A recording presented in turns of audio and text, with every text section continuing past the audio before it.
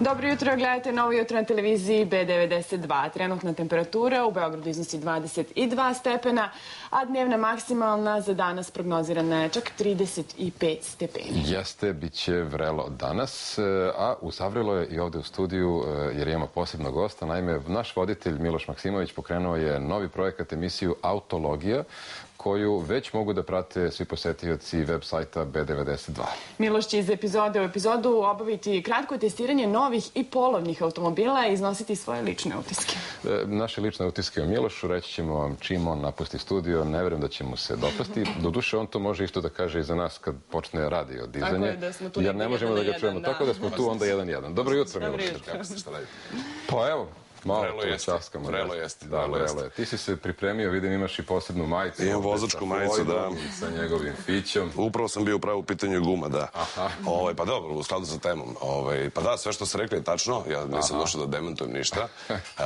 Ono što mogu da kažem jeste da dugo čuči ta ideja u meni i da sam našao... Sjećam se, odavno smo mi pričali o tome, da. Pa bilo je ono, te ne znam, ovaj auto, onaj auto i znaš kako, svi smo ovde selektori, svi znaju sve o automobilima. Ja sam došao na ideju da napravimo nešto što je u doba cloud computinga dostupno svima onda kada oni žele da gledaju, kada hoće da gledaju, dakle, i da tamo gde mogu da ga gledaju, da to bude na Facebooku, YouTubeu, da može da se prati na Twitteru i naravno na BD2.net sajtu koji ima jako veliki broj posetilaca. BD2.net kroz automobile, pa onda tu. Koje ćeš sve automobile prevoziti ovo leto? Pa sve što mi ljudi daju. Ono što je... Razmišljao sam i ovoj bubi ovde što imate u stranu. Dobre. Sad sam mi za neki pisani intervju dao jednu ovakvu rečenicu koja kaže da me sad pitaš da idemo u Istanbul, ja ne bih pitao što idemo, nego čime idemo i da li mogu ja da vozim.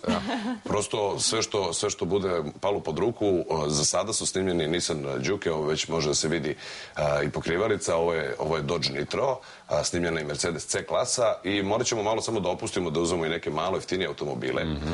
Tu će biti i ima već polovnjaka, evo konkretno ovaj Dodge je iz posebne ponude Raiffeisen leasinga. Ono što je fascinantno i što naravno jako znači osim podrške matične kuće, dakle naše zajedničke kuće, jeste upravo i to što su Valvolin i Valtek iz Šapca i Raiffeisen leasing podržali projekat koji za sada postoji na YouTube-u i... Je li ima šanse da preraste u nešto veće možda ili rano da govorimo o tome? Ajde da vidimo na jesen da li ćemo da se dogovorimo i kako će da bude naša programska šema. Ono što jeste zanimljivo jeste upravo da ovo može da se gleda i da se prati sa YouTube-a i sa Facebooka i u svakom trenutku je dostupno. Ljudi za sada jako pozitivno reaguju. Za sada samo četvorotočkaši, dvotočkaši si izbjegao zbog žene? Hoće te pusti žena da voziš motor ili te ne zanimaju uopšte motori? U principu mene nisu nikad toliko zanimljivi motori, malo ih se plaši, ipak je na 4 točke stabilnije, mada možemo da se igramo neke edukativne pričice sa kacigom, kako se to sve radi. Da se dakle nauči, da malo nauče, evo i ta C klasa, divno. Ja se izvinjam što sad sam sebe prekidam, ali kaže ljudi izgleda kao promo film. Izgleda lepo i ti izgledaš onako kao... Lakavo. Kao na svom terenu, je li ovo sad najava nekog novog Mirka Alvirovića ovde na našem tržištu? Ali nešto moramo i da zamerimo. Vidjet ćemo, ja ću biti treći, pošto njih ima već dvojica.